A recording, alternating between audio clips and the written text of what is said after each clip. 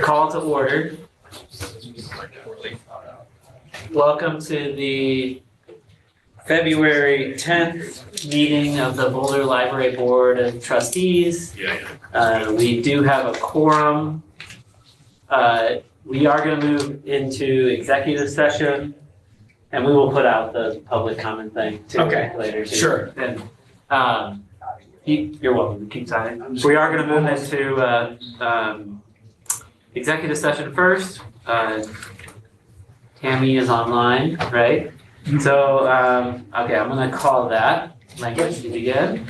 An executive session of the Board of Trustees of the Boulder Public Library District is being convened at 6:02 p.m. on February 10th for the sole purpose of receiving legal advice on a specific legal question provided by the district's special counsel regarding workers' unionization and collective bargaining as allowed by CRS section 24-6424B, and pending are Doug Hamilton, Carol O'Brien, Sylvia Werby, Benita Duran, Tom Cosgrove, Andy Saylor, David Farnan. Celia, are you leaving? Okay. Yes. Okay, not Celia. And you are? Courtney. Before we do, we just need a motion to actually. Yes, I'm gonna make a motion that we move into executive session by 2/3 of the trustees present. Second. Okay. All in favor? Aye. Okay, all right, none opposed. That was unanimous. All right, the policy.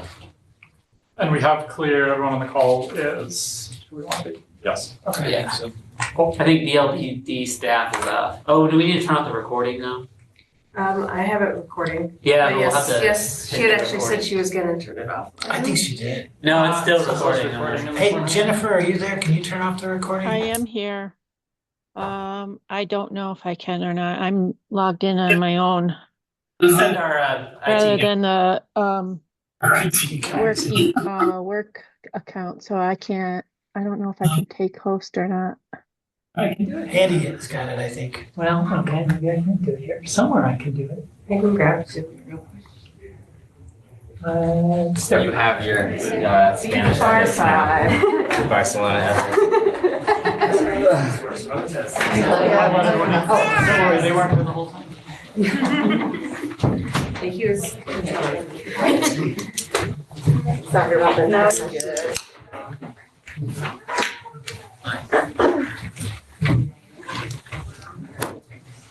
Oh, wait.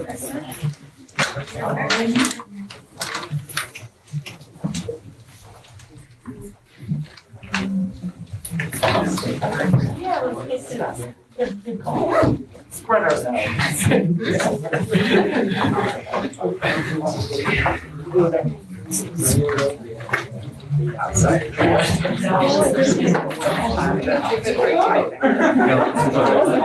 Oh, yeah, slant finger versus car door.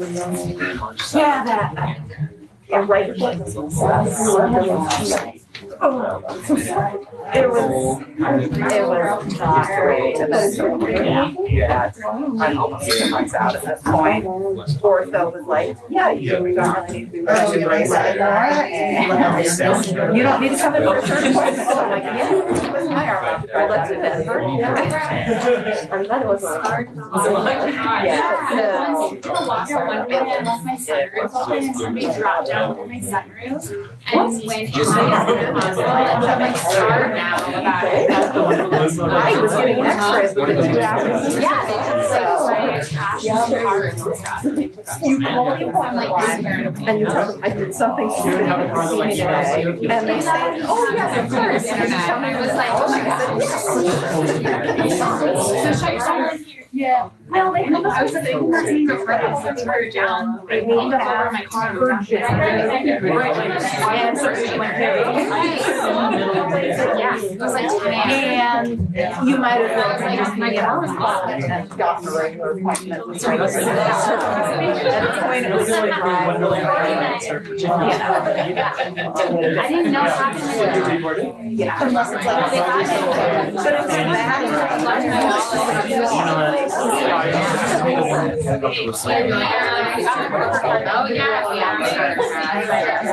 Did your parents drive on that? The one with the signs. I just know. I was like, yeah, this is probably not a great idea. I think that's probably it. Now, like, I was calling me and I was like,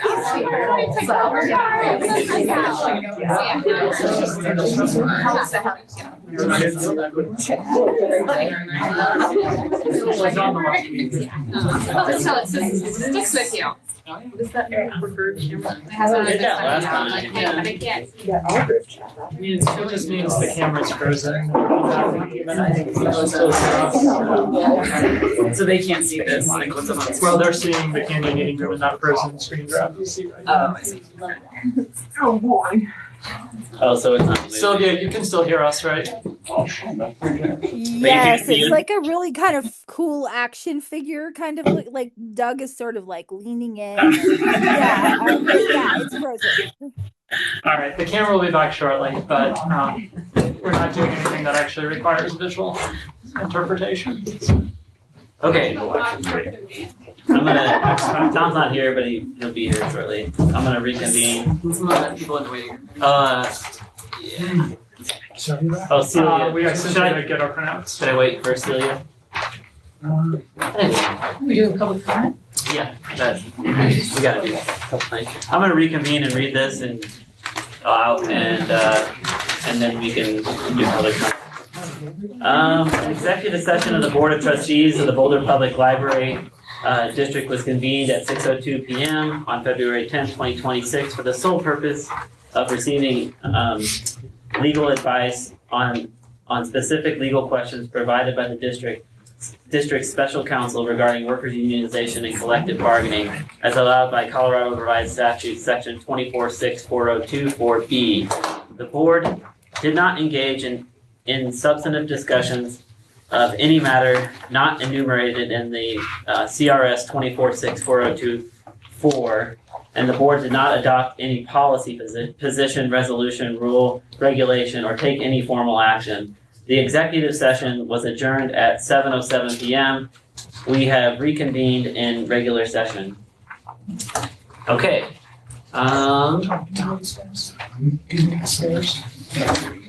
And do we have enough copies to give Not anybody? print 40 copies. Sorry. Not that, I'll go through the changes that we made, but first we're gonna do public comment. So the first person I have, and if I got your name wrong, you get 3 minutes, and the total time for for public comment is 60 minutes. Appreciate it. Share around. Sounds like a plan. And so the first person is, I need my reading glasses, Amy Campion. It's like champion company. If you could potentially maybe stand next to Celia, that way we can just see you. And this your little message. I'll do the full. Can I be here? Yeah, go ahead. Excellent. Cool. Hi guys. I wrote down my notes. I remember what to say. First of all, thank you for letting me have this opportunity to speak. My name is Amy Campion, and I am I'm one of the theater coordinators for the Canyon Theater across the hall.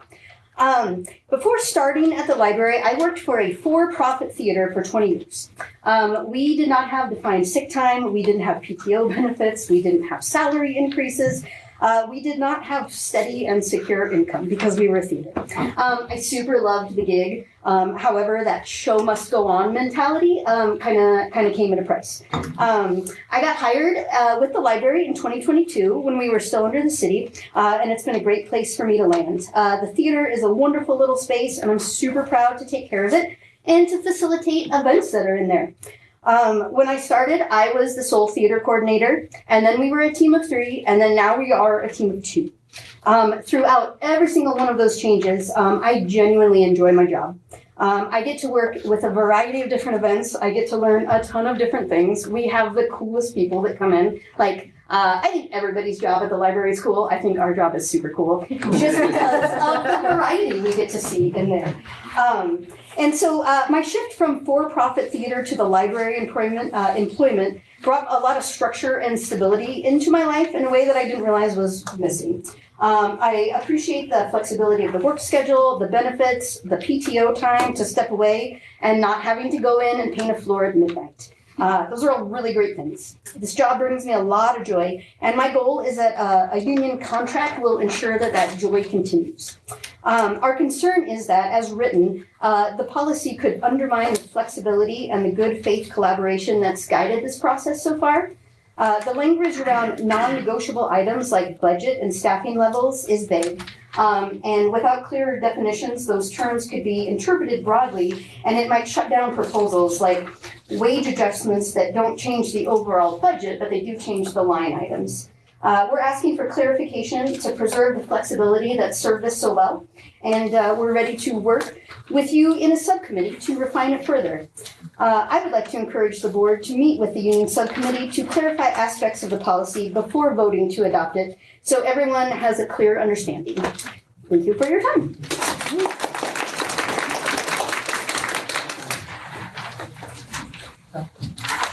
The next person is, if you could just hold your applause, I'm sorry.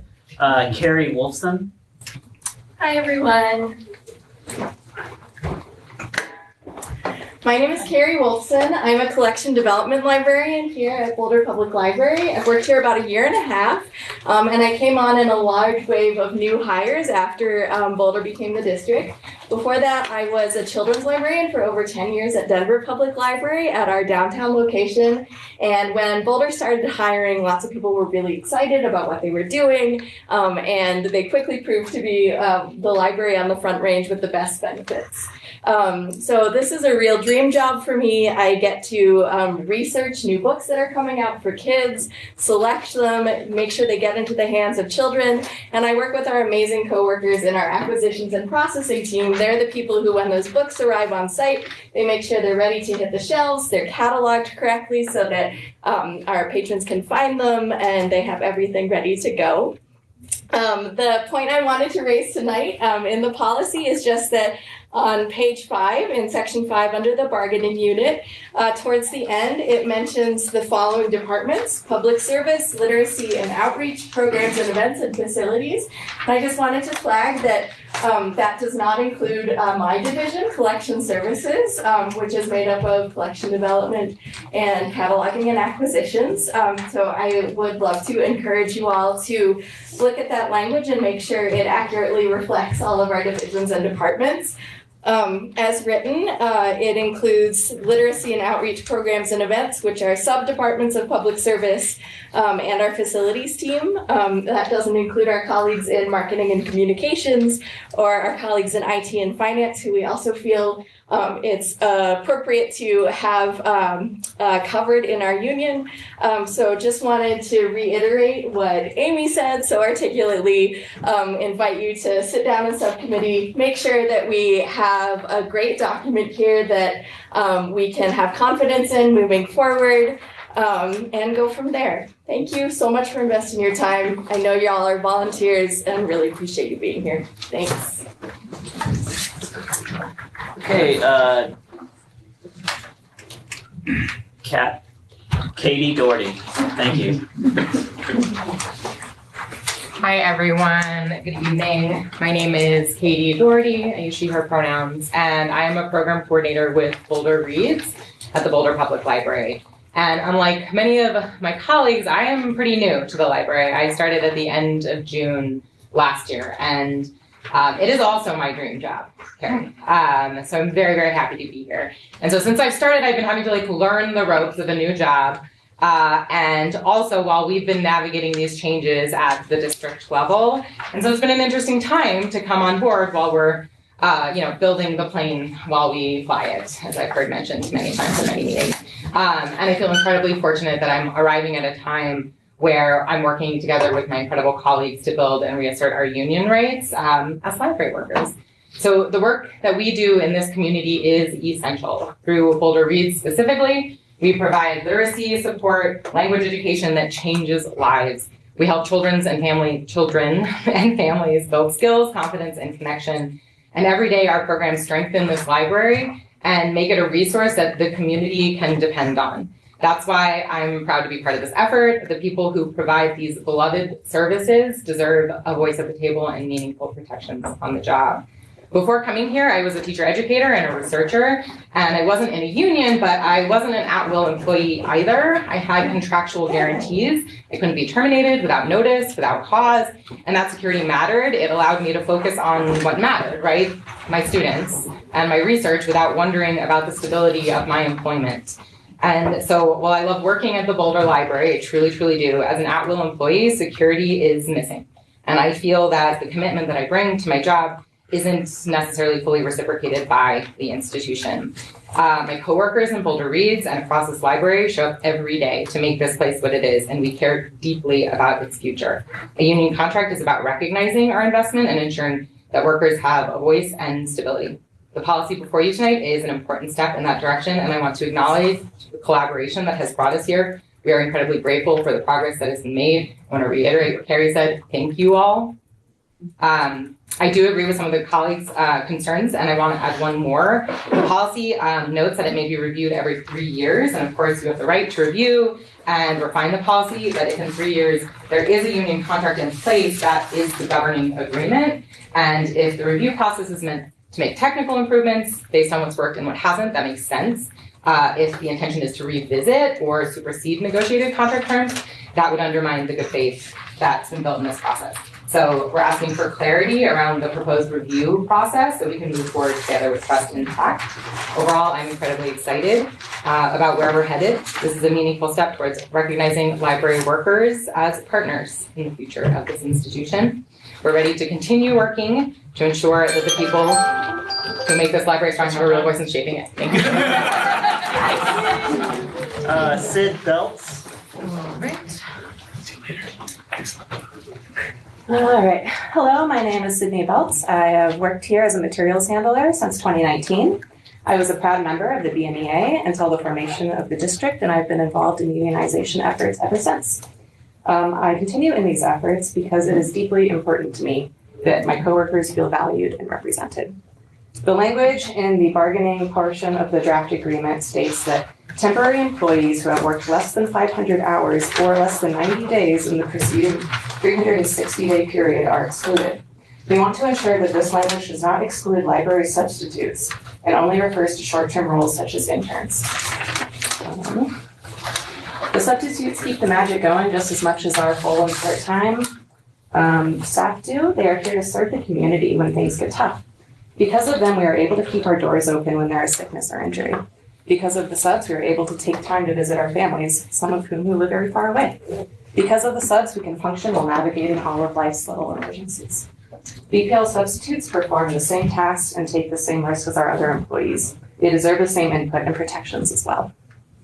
Bringing subs into the bargaining unit will help fulfill the library's stated values of respect and collaboration, and sends a clear message that they are a vital part of our library mission. We just want to make sure that we have very clear language and make sure that they are included. Thank you.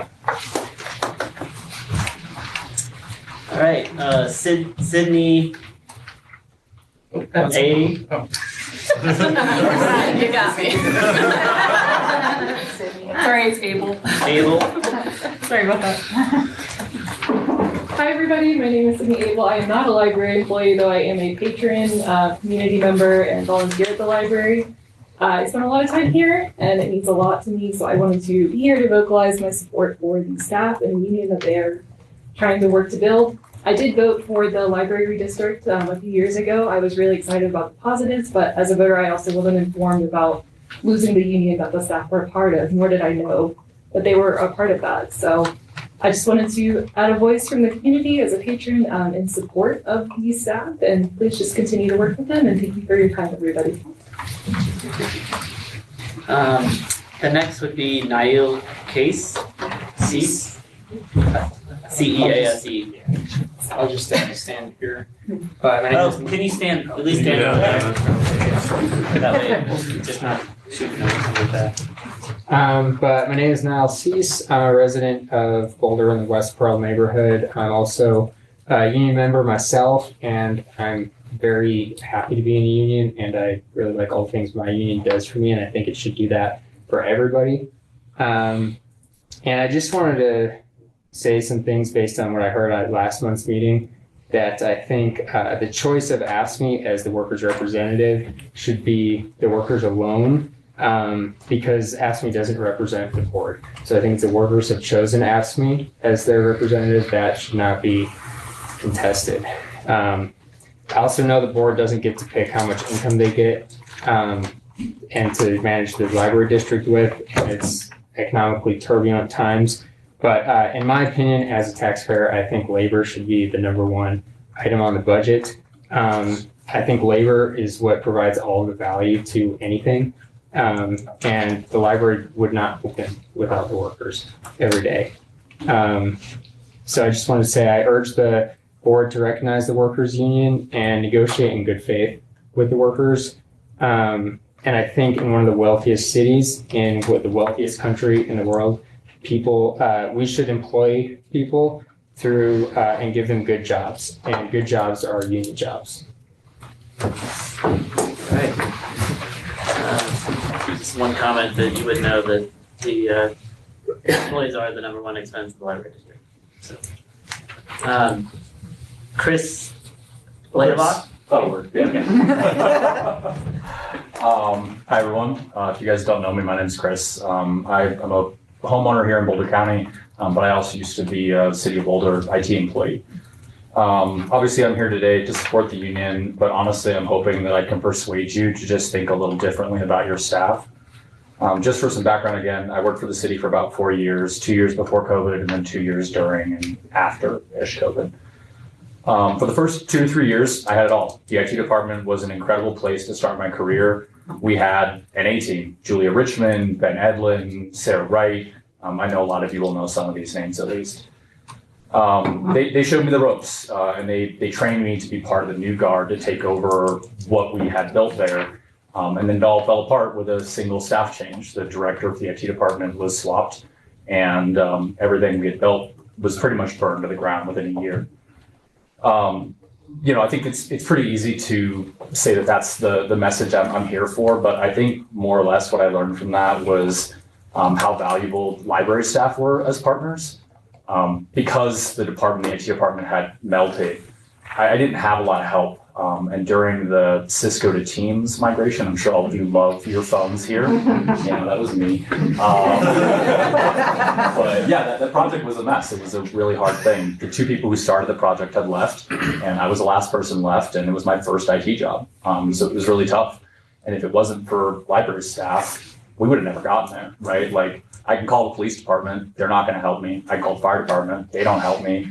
I can call Housing and Human Services, they only got 2 people that work there, right? Like, it was the library that made that functional. It was staff here that took the time out of their day to help me, and it was my job to help them, right? Like, felt a little backwards in that way. So what I learned and what I hope you guys, I'm clearly way off script here, but what I learned from that is that I don't think you can have better partners than the people who work at the library. I think that your staff here is really smart. They're super intelligent. They know what they're doing, and they have the library's interest in mind, not just their own. So I hope when you guys are looking at negotiations, when you have $1 million you need to come up with, I hope you guys lean more towards trusting your staff and asking people for help. There are people in this room whose jobs are like material handler or a substitute or whatever, right? That are still really intelligent. They can really help you through these problems. They just need to know that they're a problem to begin with and then be trusted to at least help you through it. So,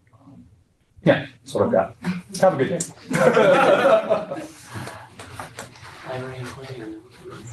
City of Boulder. City of Boulder. Okay.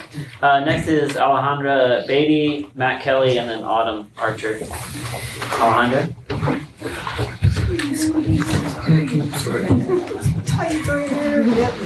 Okay. All right.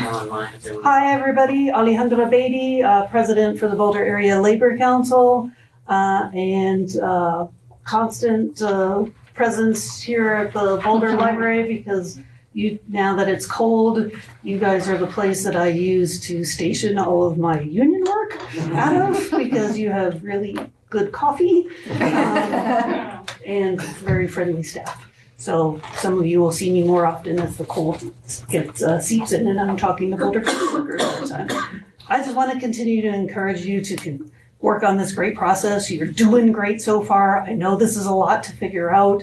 This is a lot for this board to take on. But what I'm seeing is what represents what I see out of Boulder.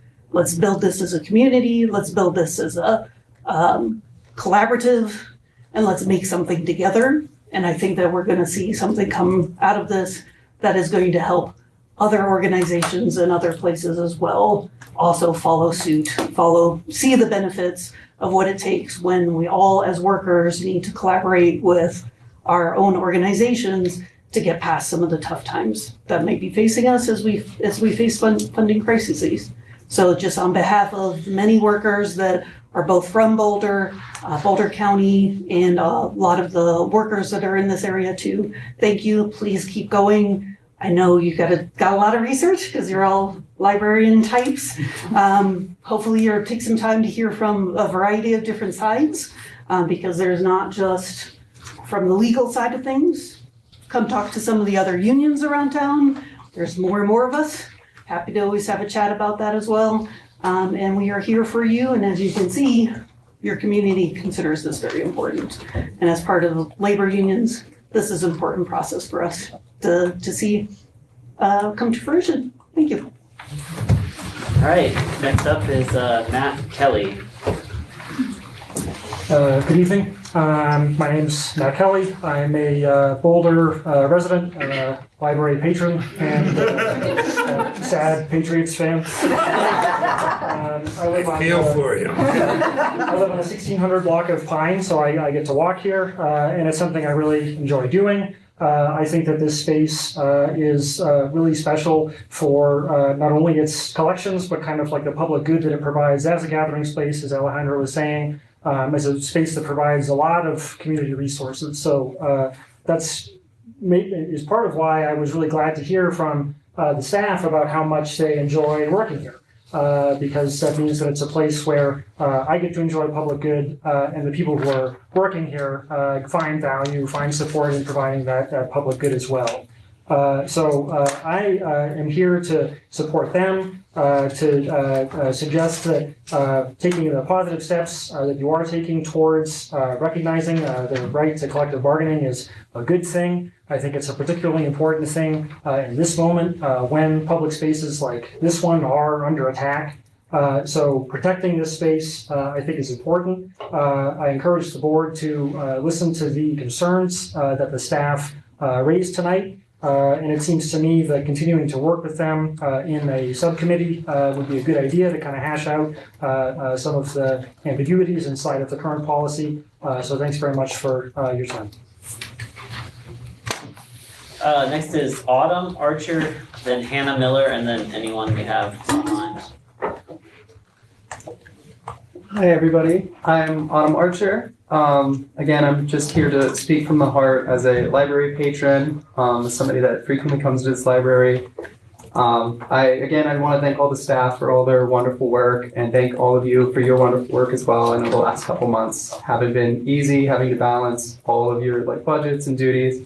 And I want to thank all of you for taking the time and really taking this union campaign and the recognition of the rights of your workforce very seriously.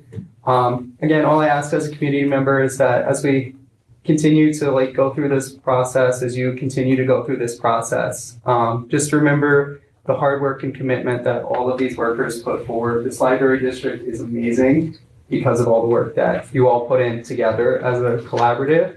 And just please listen to their voices and especially some of these concerns that they brought up tonight before going forward with the vote on this policy. So, thank you. Hannah?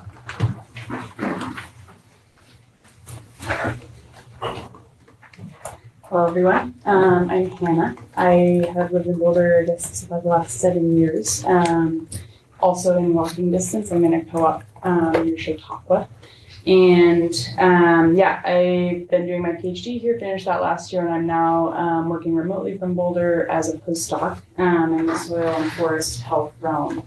And throughout my years here, the Boulder Public Libraries have been a super strong, consistent source of support for me over the years. It's where I've studied for my GREs. I've taken up countless books, have written my last PhD chapters here, and now that I am working remotely, I spend quite a few days working at the various libraries in the system. And it's been a huge support for me, but something that's super clear to me spending more and more time here is how much a pillar in the community these libraries are for the Boulder area, and also especially the $1 drip coffee is very important. Yeah, and what makes this place so special ultimately are the staff. And so I'm here to strongly support the library staff having collective bargaining rights. I would urge the board to listen to the staff feedback, some of what has been brought up here tonight. And yeah, take that into account when looking through this policy for collective bargaining. And yeah, I would really encourage the board to be willing to talk with the staff in subcommittee meetings on these issues. I personally have worked in positions both with and without union representation, and have experienced firsthand the benefits of clear work protections and formal grievance processes. And I think that all the staff here really deserve that with all the work that they do. Yeah, so definitely here to say, please, yeah, get the collective bargaining for stuff that they're asking for. And yeah, that's all. Thank you. Thank you. Anyone online, Cecilia? I haven't seen anyone. Okay. All right, I'm going to close public comment. Thank you, everyone, for doing that. So we're in the executive session. We made some changes to the policy. I'm going to try to point out the changes. I won't tell you why or why not, so don't assume one way, good or bad, why we made those changes. But for clarity. Yes, that's going to be well, okay. I was going to do the changes to the policy first, and then we could discuss the feedback. Yeah, that was going to be the second part. Okay, so because this will be quick, we deleted a clause in the preamble. I hate how this is. The second to last clause that said, whereas employees organizing a union have made clear that, and it continues there. We deleted that clause. And let's see. Didn't make any changes there. Under the bargaining unit, section 5, we added a sentence at the end that says the board will outline a process to determine level of support. Okay. And then in section 6, we also added like A, B, C, D, just to define. We modified, well, we combined two bullets first to say the form, I'll just read them all. That if the employees choose representation, the board will formally hold a vote as to whether to voluntarily recognize the union for collective bargaining purposes, select a bargaining team, undertake negotiations, and formally vote on any tentative collective bargaining agreement. And then under section 7, it was a TBD. We just said, which is decertification. To the extent decertification becomes necessary, then the Boulder Public Library District will confer with legal counsel. And I believe that's all the changes. We added at least. Yeah. Oh, yes, in the very last piece, yes, thank you. Under the review, at least every 3 years. We added at least. And for clarity to the question that came up, it's not renegotiating the contract, it's the policy. Revising policy. All right, well, that was one of the. And we review all of our policies on a 3-year cycle. That's all that is. So on the bargaining unit, can you just clarify departments that that refers to? Before let's summarize the main comments of the staff, which were, did somebody write them down? Yeah, I can do it. Okay, yeah. So Carrie mentioned collection services and marketing and communications. Those are just omissions. They should be in here. She also mentioned IT and finance, which you, in the draft policy, clearly exclude. So she's, I think, questioning whether or not that's or is that negotiable. Sid brought up, does 90 days and 58 hours exclude subs? Not necessarily, but it would include subs. Temporary employees are substitutes, as well as everything else. So that is, we had thought about interns, but that's straight out of the Colorado library law, not PROPLA, but the state law around union negotiations, and also straight out of the Jeffco County Library contract, which asks us just to negotiate. So that's, you may choose to change it, but that language is taken directly from those two sources. Amy, I don't know if she's still here. She's what? That was more ambiguity there. I don't know what she meant. She mentioned that the budget was ambiguous. It says clearly budget adoption is not negotiable. I don't think you can sub out that responsibility to anybody. So I don't know what the ambiguity is on that one, on budget adoption. Is Amy still here? The ambiguity. She had to catch her bus. The ambiguity, as I understood it, was that the concern was that it would keep us from making changes. It would keep us from negotiating things that would affect the budget, even if it didn't affect the overall total amount of the budget. If it affected line items, would we be prohibited from doing that? But she was concerned that there was ambiguity there. And as I understood it. Yeah, my response there would be, on the list of what is negotiable, the very first item is wages and salaries. So I think it's pretty obvious that wages and salaries are negotiable, even if that does have downstream impact on the budget.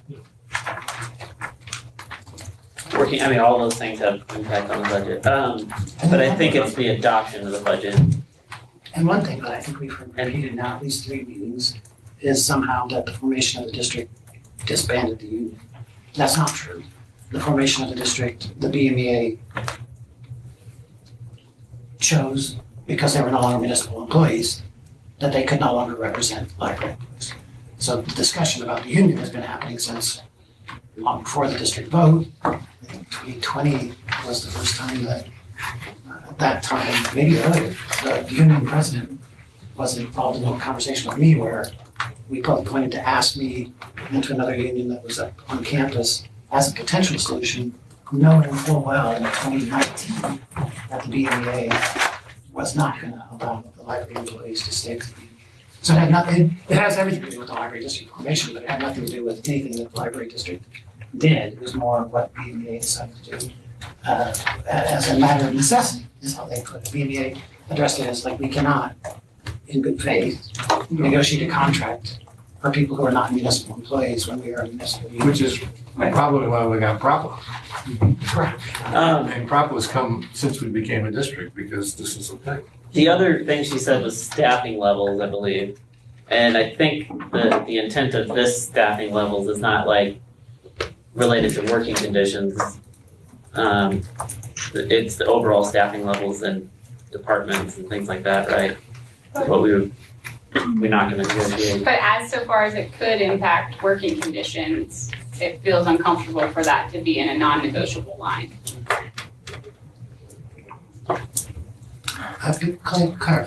Working conditions are in the negotiation. I understand, so why is staffing levels under non-negotiable? I think it's the purview of the board to decide how many librarians we have, and we're trying to retain that capability. And we as staff know what best is a comfortable level of staff to be, it impacts our working conditions, the number of staff who are working with us. Mm-hmm. So I think there's probably a meta question here, which is, do we want to try to vote on this policy tonight, or do we want to go back to staff and try to negotiate further, knowing that we may not come to an agreement on this negotiation? Well, before we get there, let's go through the questions for it. I think that is a question that I need. If we, I think obviously, So let me use an example. yeah, So, say we have 20 people shelving books, right? And the circulation of physical books drops in half. Does the staffing levels correspond to that dropping in half? Or do we negotiate because it feels good to have the 20 people that we like as the shelvers, and they're our coworkers and we love them? Do we keep them all on as shelvers?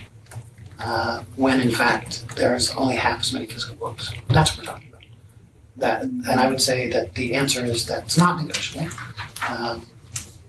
If people stop checking out physical books, we're probably not going to need shelvers to put them back on shelf, right? And so that's kind of what we're talking about in terms of staffing levels. yeah, and I would think also our ability to create new programs and staff those, or to eliminate programs and unstaff them, I suppose.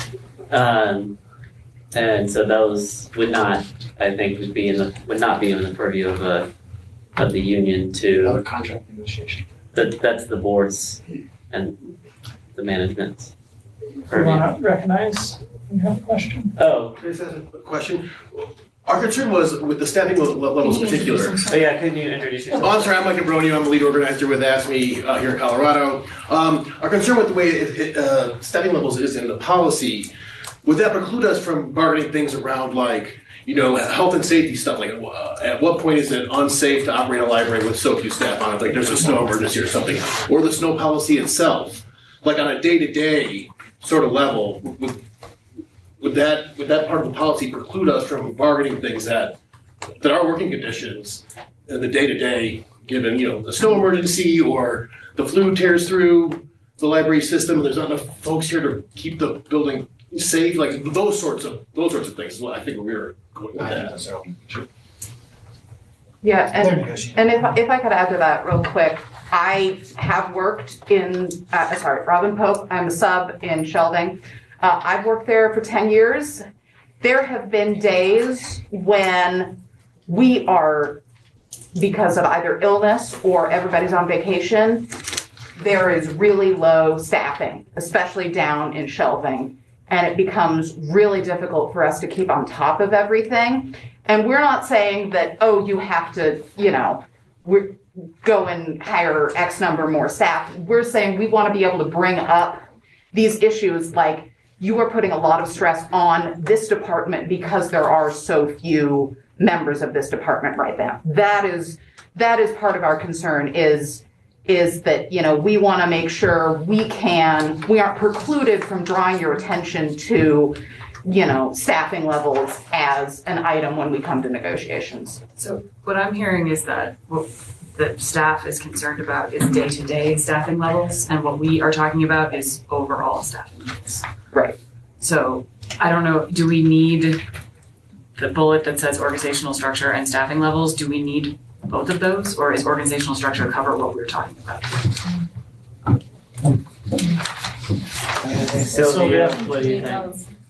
Well, I think that the bullet point that says working conditions is pretty broad. So like the health and safety issues that were raised, that example, I think that would fall under the definitely in the negotiable, arena. I don't know. I mean, even if we take out the phrase staffing levels, as Kara's kind of suggesting, like we're still interpreting it the way we're interpreting it, as opposed to how perhaps the staff would like to have it interpreted. So I don't know if removing the language is just to make it look pretty, but it's still gonna mean the same to the organization, the management and the board, as we're assuming it means now. So I think we just need to be careful about that.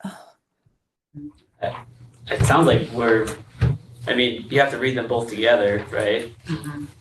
So I think to the extent that staffing level affects working conditions, I think that would be the day-to-day operate, it is negotiable. I mean, it's negotiable now. Like if you remember 2 months ago, we passed a budget. That budget included cutting the budget we had allocated previously for substitutes by a substantial amount. We don't have a substantial substitute budget this year. We have not had substitutes engaged in public services in the month of January or February, to my knowledge. The result was the team desk closed down, I think, 4 times. The youth services desk had to close down 4 times. We closed one building early. We closed the cafe early on days. These are things that we are constantly, because there are no staff to do it, right? So it's like, if you have no staff and no subs, that is the result. You make a decision to like, okay, we're closing the team room. We have a kind of a tiered structure about the order in which that might occur. I don't know if they want to revisit that.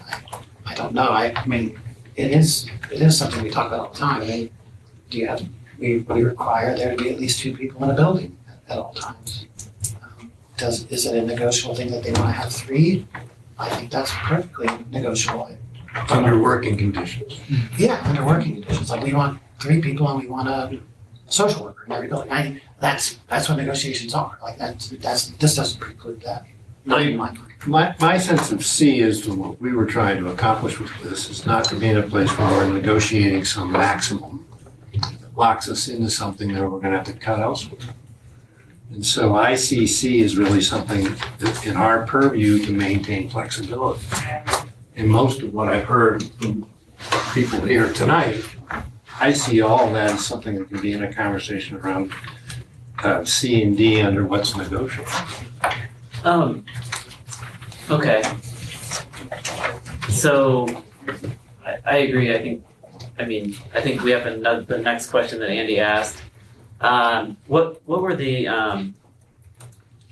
other people we need to add in, or this where we say public before we say public service, literacy, and outreach? Collection services and marketing and. Can we just get rid of all? Can we just go with what we're excluding versus what we're including? Say everything else is here's what we've excluded, and just. Yeah, and then the question came up from Carrie about IT and finance. I don't know if you want to read. But we've specifically. Yeah. And how many people in IT and finance? Finance is 3, IT is 5. Okay, so we're talking 8 people roughly. And the reason for excluding them, just so we're clear, is similar to the management roles. They potentially have access to privileged information that normal staff wouldn't have access to. All of IT, it's not currently the case that 2 members of finance have access to. They have access to a lot of information. I don't know that I would want to say it's confidential. Yeah. I mean, I think the only thing we would potentially negotiate here is if there was a way to, if it was clear there was a subset of finance that did not have access to like the full budget docs and stuff, we could have that discussion. But it sounds like it's a small enough team that the nuance there to carve out 1 or 2 additional people is maybe not worth the complexity of trying to split that hair. And by the way, if they are non-managerial and in that position, they're still covered by this, right? No, that's what we're saying. The way in which the bargaining unit is, they would be excluded from the bargaining unit. And I think the 5 in IT, I think we have discussed, they all have access to all of your emails. And there are 2 people of the 3 in finance. One is the chief financial officer, and the other 2, I have to go back and check. I don't think they have access to everything. Okay. But did we say we're okay with basically just excluding things and then assuming anything not excluded is included? That's what Can we we're delete going. public service, literacy, and outreach programs? I don't think I put those in there. I think I missed that maybe on one of your. No, that was one of the things where we started out trying to make a comprehensive list and we went back from not making a comprehensive list, and that was my admission. I failed to put it in. So anyone that's expressly excluded, anyone who's not expressly excluded will be included. Yeah. So we just delete everything after. Yeah, we maybe got something like, temporary employees. No, we have. Other than those excluded above, the bargaining unit would include all non-standard managerial, non-executive, non-confidential, temporary employees exceeding 500 hours, 90 days, and then 365-day period. There's also not a definition of managerial. I think that do we consider managerial to be anyone that has at least 1 direct report? Would you prefer that be captured in there? Yes.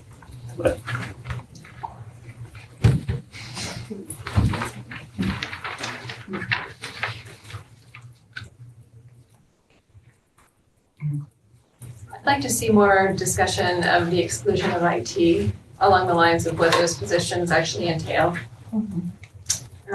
With a review of the specific job positions, job descriptions. David, is the question, is it those five employees, or is it the question? The question is whether it's a part of their job description to review emails that may be sensitive to a collective bargaining policy negotiation. I think in my head, the standard would be, do they have the capability to do it? Not whether it's part of their job description. And if we had a bigger IT department, I think we would say, yeah, not everyone has that capability, but it seems like our IT department is small enough that they basically all have full administrative access. You feel like there's the due diligence with finding out enough about what they do? Because I ask because I'm not aware of what those roles are. We could ask Amy, would be a question. Yeah, so you guys brought it up. I followed up with Amy to ask what kind of access they have. Every single person in IT has access to everything, and it is an expectation of their responsibility because of the small department. They cover broad swaths. When they have absences or people on vacation, anybody can be the person in charge of doing everything. That's kind of how she's structured her team. It's a small team, 5, and 2 of them are supervisors. 3 of them are not. Well, I would say the goal here is not that we don't trust them. The goal here is to avoid putting them in an awkward situation where they see an email from us and our lawyer, and they're also party to the negotiations on the other side. And now what do they do? That's an incredibly unfortunate situation to find yourself in, excluding them. My understanding is these are all like standard exclusions when people do this. In the collective bargaining contracts, that we're not reinventing a wheel on these exclusions, is my understanding. Yeah. Doug, you want to call in? Yeah, I just wanted, which name again, sorry? Mike, I'm sorry. Mike, yeah. You were gonna advance. Yeah. Go ahead. Okay. Yeah, so the case law from the NLRA, the National Labor Relations Act, around confidential employees really pertains to as it relates to bargaining. The employer shouldn't be saddled with people in the bargaining unit that through their normal duties come into contact with like their position on various strategies that are going to go to the bargaining table. So like, while these IT folks may have some access to the email, that seems like it could be like a change of job duties to maybe just a manager. I would imagine a manager, could be looking at emails, maybe 90% of their job isn't that. They should be like, we represent IT folks in the public sector all over the place. And the same thing I think probably is true with some of the finance. I kind of think this bargaining unit stuff is like the exact, it's like the best reason for the subcommittee to get together and kind of really walk through some of this stuff. Because we got a lot of stuff that you may not agree with, but we should at least talk it through and see where you all fall on whether this is a case law, does it apply to you, how do you see it applying? There's not that many people in total, but I do think that it's important. Additionally, with the subs, this language in here would exclude all of the subs. 90 days a year. While that works for keeping like interns that work in the Parks District over the summer out of county unions, the way the subs work here, it would exclude all of them. So if that's your intention, we would disagree with that. But if that's not your intention, maybe we could figure out, maybe it's not 90 days, maybe it's 20 days a year. It's those sorts of things that I think we could get to a solution in a subcommittee.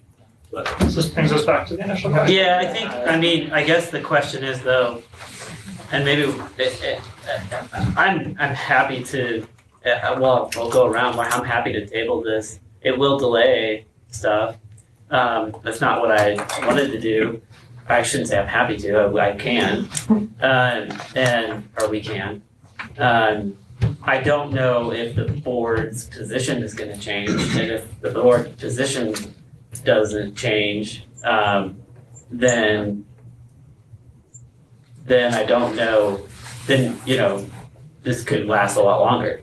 Do you want to? Sylvia's going to talk. So I guess would.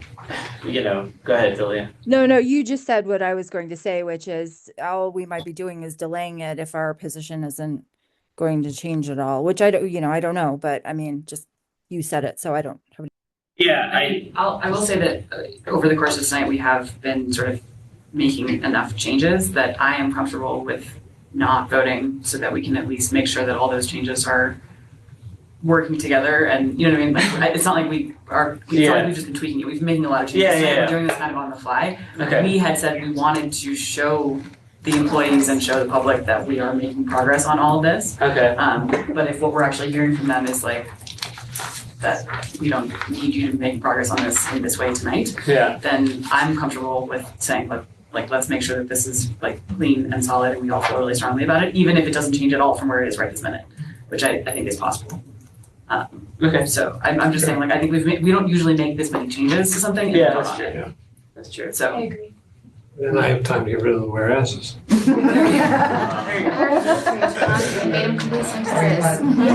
So, hold on. Time out. Sorry.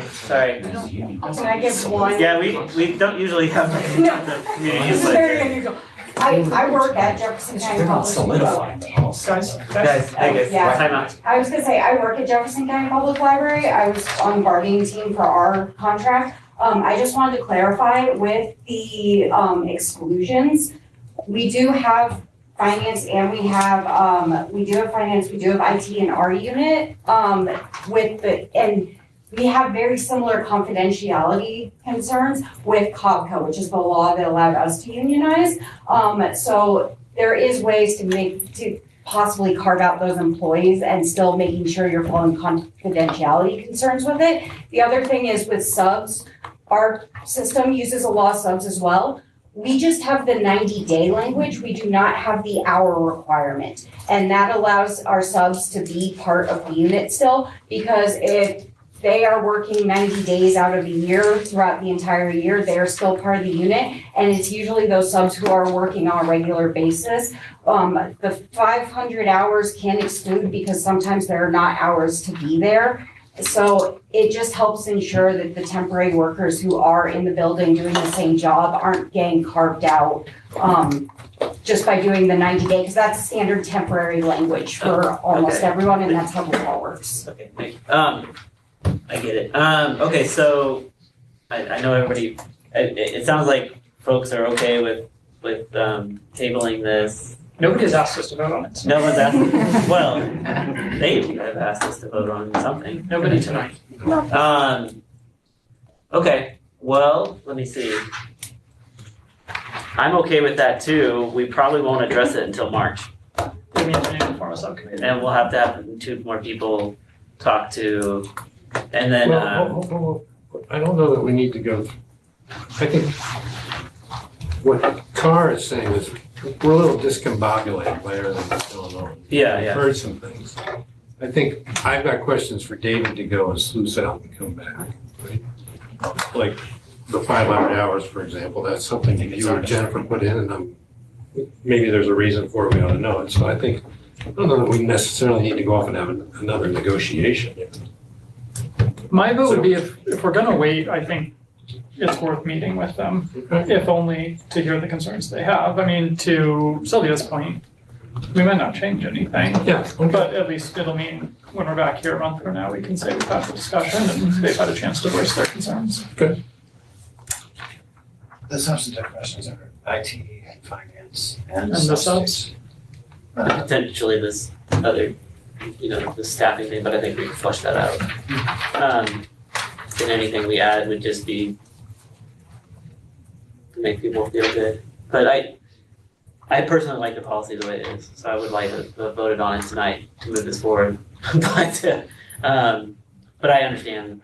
I mean, I'm not saying like just because of support, but because I was already sort of like, we just don't, I get it, normally I do know. it this way. We don't normally make a bunch of changes during a meeting and then vote on it. Like, I get usually it. we go And Nadine, so I think you're right. We're not in a huge rush. I just like respect the time of the board because we've had extra meetings about this for 4 months now, and so that's extra time and all that other stuff. So, but I'm willing to go ahead, Celia. Oh, no, go ahead and finish your sentence and then I I'll said I'm jump just in. willing to, I was kind of done, I was just rambling.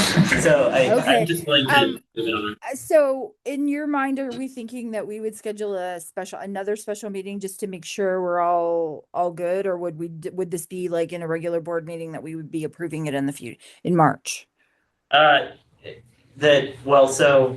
Okay, so if we table and discuss again, my thought is we have another meeting next week, we won't discuss it, we have other library.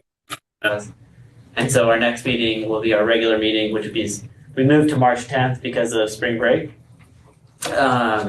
If you guys recall, let's make sure I got that date right. Second Tuesday of the month, is that right? Okay.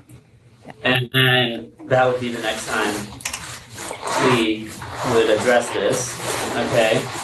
Assuming, and then it sounds like there's some will to discuss, to have a meeting with the organizers? That's my preference if we're gonna delay. Does anybody have any strong feelings against that? Who would be the two people meeting? Well, that would be the next question. Okay. I mean, I'm happy to volunteer as well. Did anybody pursue meetings that haven't met with the group? I haven't, but I also don't think it's necessary to meet again. That's my view. I feel like I don't see the policy changing much as it is. I see some of the verbiage and language cleaning up, but I feel like we can go endless cycles continuing to meet without moving forward. So I have not met, but I do not feel the need to. But if you do, Andy, please do. And I would agree, we don't want to keep iterating on this forever. I think if we do this, we take one more cycle, one more set of meetings, and then we vote in our next meeting. But we would be postponing it for potentially, 8 people who are going to get the benefit of a union contract. Well, I think we negotiate one anyway. I think the bigger discussion is the subs. What's that? Maybe. Maybe not. Okay. I need to remind you that the collective bargaining unit negotiates the contract for those people who are in the collective bargaining. Yeah. Those people who are not in the collective bargaining unit are not. They can't vote. They can't do. They're not. The collective bargaining unit is not negotiating their contract. So, if they're not in it, there's a different agreement, right? You have a different agreement with a different group of people. Should they choose to unionize, this does not preclude that, right? Should they want different things, that may be something that you have to address. The collective bargaining unit negotiates the contract for those members who are in the collective bargaining unit. Okay, so right. So I guess should we just vote to? I'll make a motion to table and then we can talk about the next step would be meeting with them. I'll motion to table this until the next meeting, which will be March 10th. I second it. Okay. All in favor? Aye. Okay. So one, yes. Yes. Yes. No. Okay. Yes. And yes. And are you in favor to table or not? Okay. Yes. So and then all opposed. I vote against that, but we lost. So Made a point. But At what point could we have these are really the two issues, right? It's the substitutes, which I'm happy to weigh in on now publicly. IT and finance, I think we need to take deeper because I think it's really your comfort levels. I don't know that I care one way or another. But how about when do you want to do that? let's that would be next. Okay. So then are we gonna form a committee and who wants to be on it? Andy said he would do it. I guess would people want to meet with the organizers again? Just yes or no? And if so, who? Are you asking for specific volunteers, or are you I'm asking looking- if we should meet at all? I'm asking first, should we meet at all? I think we should since we already tabled it, so I mean that's my personal thing. So Make a motion. I'll make a motion that we meet with the organizers. Second. Okay, all in favor? Okay, any I opposed? don't think we need to, but Okay, Okay, vote your you can vote conscience. no. Okay, it carried. All right, now who wants to do that? I'll volunteer. I'll do it. Tom and Andy. Okay. Anybody feel strongly that it should not be Tom and Andy? Or does anyone else really want to do it? I'm good with Tom and Andy, but just remember, we want to be careful. You're there to find out the info, to try to engage in the conversation, but you don't get to make the decision for the board as a whole. Yep. And David, we can follow up with you on this, but I do think we might have you equip us with some data on how many employees and like substitute hours and things like that. I personally, if it's up to me, except for minor tweaks in language, I would say I would not want anything changed in this policy. And the burden would be on the organizers to convince me otherwise. Okay, so that's my. I agree with that. I just didn't think our process was going to include this other discussion of an edit of what we spent an hour time discussing. So. But we'll publish the new policy back that we've changed and that we've provided. We're trying to move quickly. Well, and I will say, I think this is useful progress. It's easy to sit around and think about what unionization means in the hypothetical, but until we put pen to paper, that's where we're going to get into the hard discussions. And I'd actually rather we have some of those discussions now than only find out that we're going to have these discussions when we get into the actual negotiation contract when we get to that phase. So, it's going to be difficult. I'd rather the difficulties be upfront. I just remind us this is a policy of the Board of Trustees. Right. I get that. That's why I don't want to change it. Yep. But yeah, I guess. Go ahead now. Yeah, I mean, I'm comfortable with what this is right now because I think it covers the concerns. I'm willing to sit and listen to. Maybe I'm not getting something out of what I've heard in the room. Yeah. Pretty much everything I've heard in the room, I think, is in here from a policy perspective. Again, I don't expect this to change very much. My position is really more about like process. I mean, the only things that may change is this question of the hours and finance and IT as to whether and how we're putting them in the unit. The rest of it is, it's a learning session. So we're going to wait another month. It's not going to affect what we're trying to do because our budget decisions are a long way away, right? Closer than we would like. Yeah, I know. Well, yeah. I mean, the unit is the way I think it's pretty defined in Colorado law, and that's how we structured it to match what other laws are. So I don't like amending it much, and I would have to really be proven otherwise. But that's me.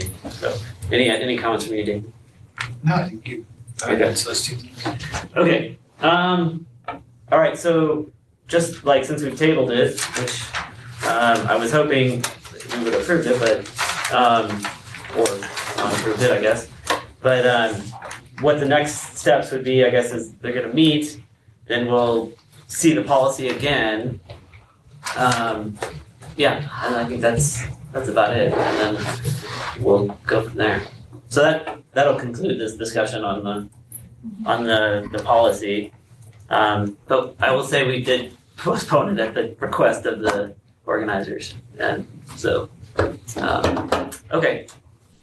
All right. Trustee applications. We'll move on to this next subject. All right. You guys, you don't have to stick around. You can. You're welcome to stay, but we're not going to judge you if you don't want to. Yeah. Unless you want to hear about application process.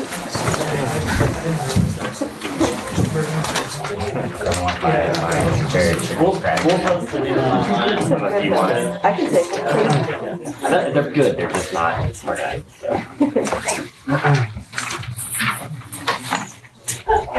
I don't know, maybe we'll have another. I'm glad you're back. I think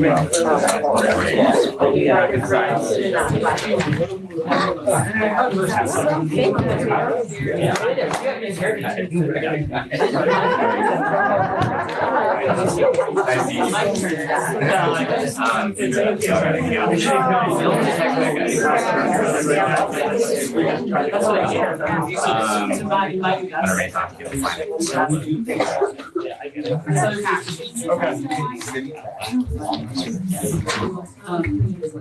Am I, are people hearing? You are No, I figured it was. All right, we're back. I have my gavel and I'm counting my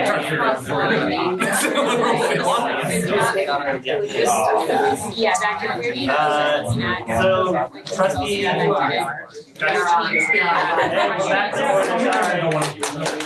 Clap once if you hear me, or clap twice. Right. See, sorry. I mean, I can go through it, I wasn't sure. So Sorry. trustee recruitment packet basically looks the same as it did last year, with a couple of minor revisions. One of which still needs to be made.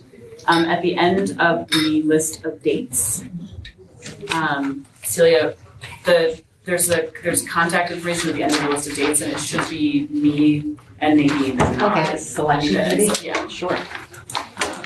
that instead of the old, I just missed that. Yeah, I was wondering about that. Yeah. It should be Yeah. governance. one thing I flagged. Yeah, beginning too, it's the. Yeah, so anywhere that shows up is the We didn't subcommittee change. of it. I think previously you guys had the governance committee send it out, and this is the person we're having it be like the selection committee member. Yeah. So we'll I check. just didn't catch that. Yeah, The governance committee was the selection. Huh? The governance committee was the selection. Oh, Yeah, it was the same last year. We There just were forgot the to same change. Yep, so otherwise, the only real changes, had to do with, like, in some cases last year, we made changes that we're just keeping this year, so we changed some of the, like, verbiage around what the changes were. It's really not substantive. The main things that we did were the questions for applicants for the application form and then interview questions. So in the application form question, we added, I don't have it, the red line version. There was some- Yeah, it says what There you was see as something- the most of responsibility, this right here.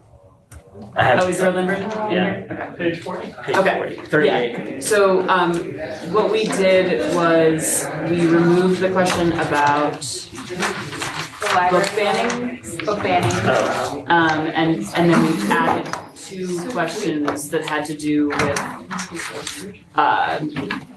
really that had more to do with like library strategy and decision-making and things that we thought were more kind of directly relevant to the work of the Board of Trustees day-to-day. And then On the interview questions. on the interview question, we, I think just added a sentence basically, right? Yeah. Oh, yeah. Is there anything else? No, it was here. Okay. So we basically just, because the prior one had asked a lot about the strategic plan, which we've basically finished. So what we wanted to do was kind of go more forward-looking. So we said, as you know, in addition to the priorities that were outlined in the 2026 budget, what other important areas should the district focus on? So what else do you think is important? And then we captured the question about the largest budget. Budget. I think that was basically it, and otherwise Celia updated all the dates for the timeline for everything. Yeah, I just had a question about that. So we typically then let the council and commissioners look at it and send back their feedback, and I want to make sure everybody wants that, because I'll just push it a little bit further than into the future. But I think we can still get it done, even if we do that, which I'm thinking like a week, giving them about a week to respond back. This is getting their feedback on the application materials. Yeah, we send them the entire packet of, and then they usually, there's been nothing from city council, but the commissioners have changed some of the questions or their input before. But we've already asked, have they appointed their members yet, or we've asked them I to? did find out that they did, the county commissioners did. I haven't heard from the council Oh, yet. but you sent a note to them. Just to expect this coming this week. Oh, no, So you guys have- but they need to also select their two members, have they? You Yes. sent that note to them. No, because that's in the memo that's at the front of this. that we have to Oh, approve. okay. But that's all, so we were saying all of that's in here though, right? This says that they'd get the packet tomorrow, they'd have comments Yes, next I'm just week. wondering if I should ask them to give me their feedback, or if you guys wanted to start it starting Friday. to next month as the window for applications. I think we have to get their feedback. Okay. Yeah. Assume so. I'm not sure we cannot. Okay, Get their feedback. so then do you think a week is good and, Yeah. then Yeah, that's start fine. at the 20th to the 20th? Yeah. Okay. Who are the two county commissioner representatives? The same as last year. Claire and Marta. No, it was, It's not Marta. Ashley. Oh, Claire and Ashley, okay. Yeah, That's who it was last year. Okay. Because I think she, took over. Ashley, it's actually in her district, yeah. Mhm. Okay, So those were the changes. yeah, well, thank you. I was thinking, I'll make a motion. Does anybody have any other changes they want to make or questions? So when we get this out, you'll send it out tomorrow? Oh, Sylvia, go ahead. Oh, no, I think that I'm good with everything. I think the key thing that like Benita and I talked about last year is we don't want to just attract the same type of person who is typically on a board. We want people who are from different backgrounds, people who have different experiences, and we don't want people to feel deterred by, oh, I've never served on a board before, or, I mean, we want folks who have something different to bring to the table than the norm. And I feel like, we had how many, can you remember how many candidates we had last year? It was something like, it was a lot, right? And so we want to have that same response again. And we had like a wonderful array of candidates. So as long as we're not like overly emphasizing experience or governance, like I feel like we're in good shape. So yeah, because I think that what makes our board so interesting is we're not all like the normal board member, and we want to kind of keep it that way. Encourage them to keep Boulder weird stated in such a cool way.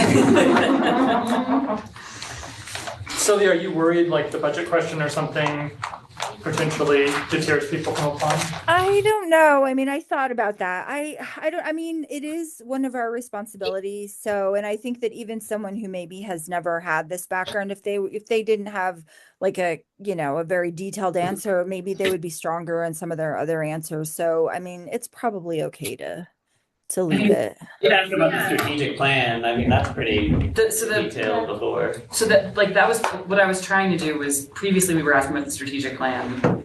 It doesn't really make sense to ask about that now because that's not really in effect anymore. So what I thought was we point to the current budget, assume that they'll look at it before they interview if they're given an interview and then say, this is what we prioritized in the budget for 2026. What are the things would you want to prioritize? So high level, my thought was not that question was like, how do you balance a budget, and whatever. It was more just, I was trying to figure out what do you tie it to? Because before we tied it to strategic plan, we don't really want to do that anymore. And that you have the interest to look at it too. If you don't do that before an interview, maybe you shouldn't be interviewing.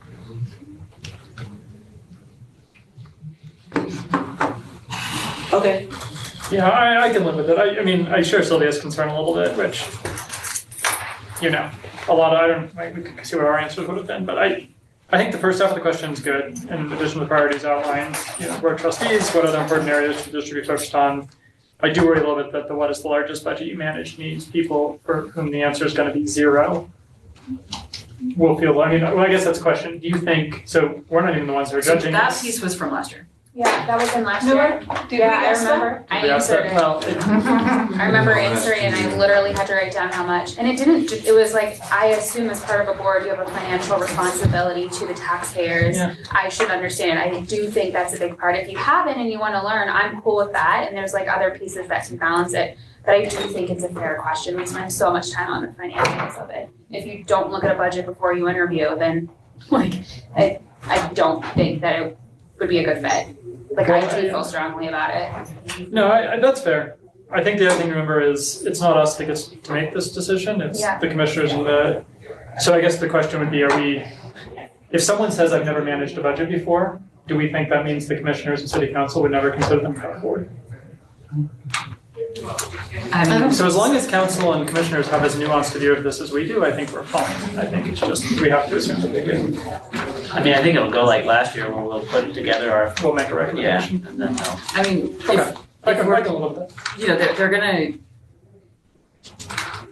Yeah, I mean, I went back and forth. Like I said, I think the first question in number 3 It's is solvable. the important question.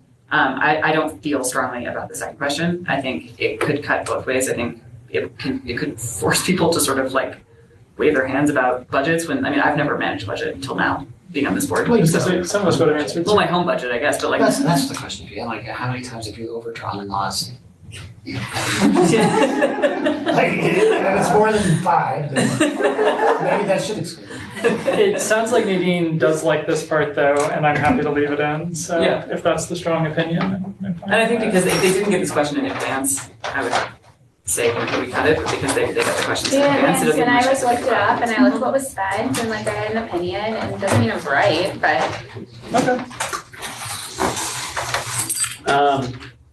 Okay. Any other comments on this? I appreciate everyone's wise wisdom and input is, and I appreciate you all as people. I should say that. I'm gonna make a motion that we approve the package. I don't know if we need to make a motion, but I'm gonna say. Second. Okay, all in favor? Aye. Any opposed? Okay, one more item, I think we'll probably meet on the 24th of March if you're around. And so to review the candidate list at least, we might just do that virtually. If there's other stuff we need to do, I'll let you know. But I just like tentatively think in your mind, the 24th of March, we might be meeting again. It just depends on when we get these back and get them to us so we can send it. Spring break. No, the spring break's the week before. Earlier this year, So, don't know why. and then, any other trustee matters? We can always discuss them next time. We are meeting again next week. Yes. I will be remote next week, I will not be here in person. Oh, I will not be here. At all? At all. I have work. Sorry, Sylvia, you get to run the meeting next week. That's fine. I expect like everyone to read the packet, everyone to be ready to go. All right, if no other issues, meeting is adjourned.